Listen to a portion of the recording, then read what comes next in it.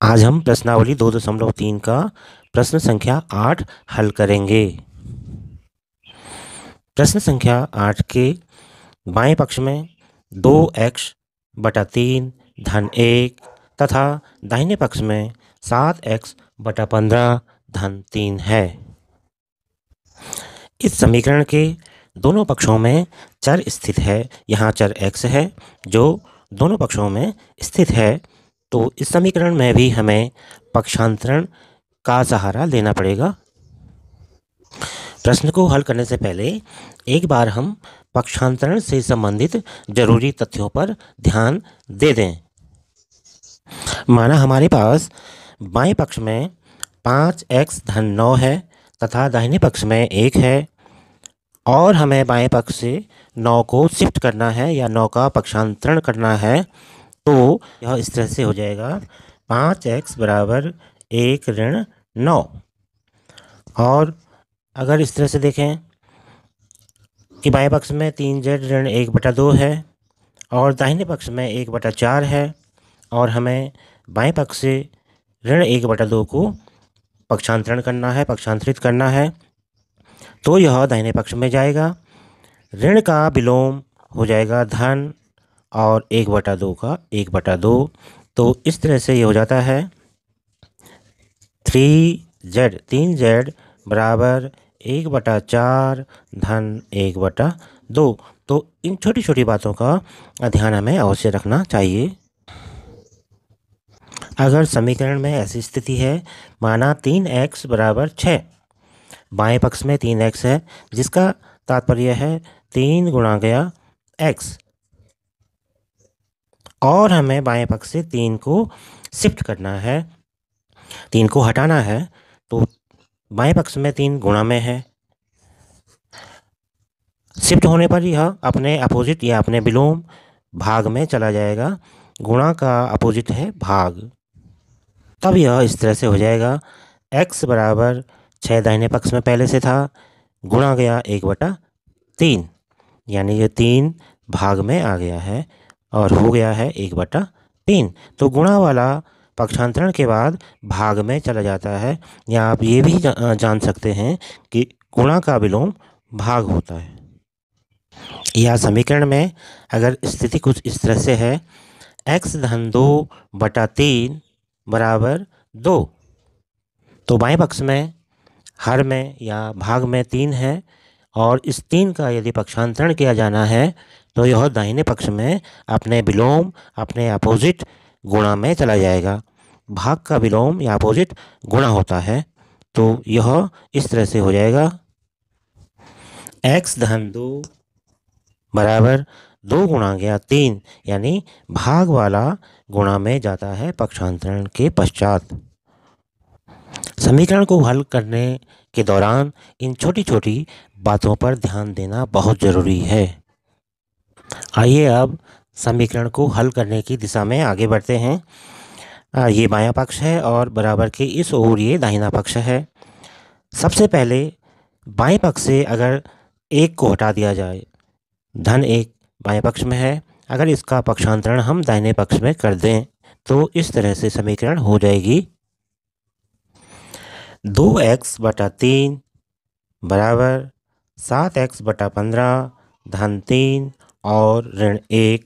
धन 1 अपने विलोम या अपोजिट में दाहिने पक्ष में आ गया है और हो गया है ऋण 1। अगली स्थिति 2x/3 बराबर 7x/15 धन 2।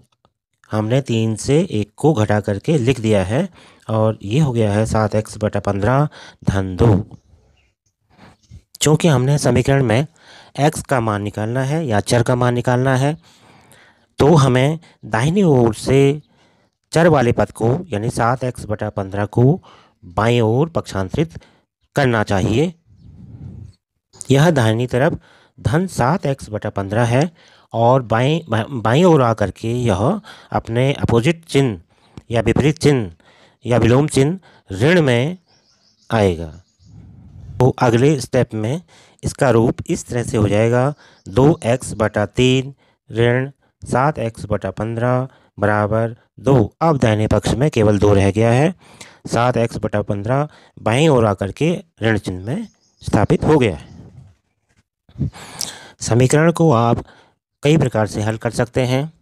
एक प्रकार यहाँ पर मैं बता देता हूँ, और अच्छे से समझने के लिए आपको अंत तक देखना ही पड़ेगा, ताकि प्रश्नावली के अन्य प्रश्नों को हल करते वक्त आपको कोई दिक्कत ना आए। अब समीकरण को आगे हल करने के लिए बाएं पक्ष में 2x बटा 3 ऋण 7x बटा 15 है। 2x के बटे में 3 है, 7x के बटे में 15 है। अगर ये 3 और ये 15 यहाँ से हट जाए तो हमारा काम 3 और 15 को हटाने के लिए, क्योंकि ये दोनों भाग में हैं, इनको हटाने के लिए या इनको विलुप्त करने के लिए हम 3 और 15 से गुणा कर सकते हैं ऐसे। इस तरह से दोनों पदों 2x बटा 3 ऋण 7x बटा 15 को हमने 3 गुणा गया 15 दोनों अंकों से हमने गुणा कर दिया है। लेकिन हमें 3 और 15 से दाहिने पक्ष को भी गुणा करना पड़ेगा, नहीं तो इसके साथ अन्य दाहिने पक्ष वाले 2 के साथ अन्याय हो जाएगा या हमारी समीकरण का संतुलन गड़बड़ा जाएगा। अतः हम यहाँ भी 3 गुणा 15 से गुणा कर देते हैं। अब हम 3 गुणा 15 से पहले पद को गुणा करेंगे और फिर दूसरे पद को गुणा करके लिखेंगे। अब हम कोष्टक के अंदर दोनों पदों को 3 गुणा गया 15 से गुणा करके लिखेंगे। इस तरह से 3 गुणा गया 15 गुणा गया 2x बटा 3 ऋण 3 गुणा गया 15 गुणा गया 7x बटा 15 बराबर का बराबर 2 गुणा गया 3 गुणा गया 15। इस तरह से ये आ जाएगा। अब बाएं पक्ष में 3 का भाग 3 में एक बार चला गया, 15 का भाग 15 में एक बार चला गया, और इस तरह से शेष बच गया। अगली स्थिति इस तरह से हो गई, 15 गुणा गया 2x ऋण 3 गुणा गया 7x बराबर इनका गुणा 90, या 15 गुणा गया 2x 30x ऋण 7 3 21 x बराबर 90। और अगली स्थिति 30x से हमने 21x को घटा दिया है और बचा है 9x बराबर 90, या अब ये 9 गुणा गया x है बाएं पक्ष में, और हमने यहाँ से 9 को शिफ्ट करना है या 9 का पक्षांतरण करना है। ये दाहिनी ओर जाएगा, जैसा कि आपको पता ही है कि गुणा वाला अपने विलोम भाग में जाता है।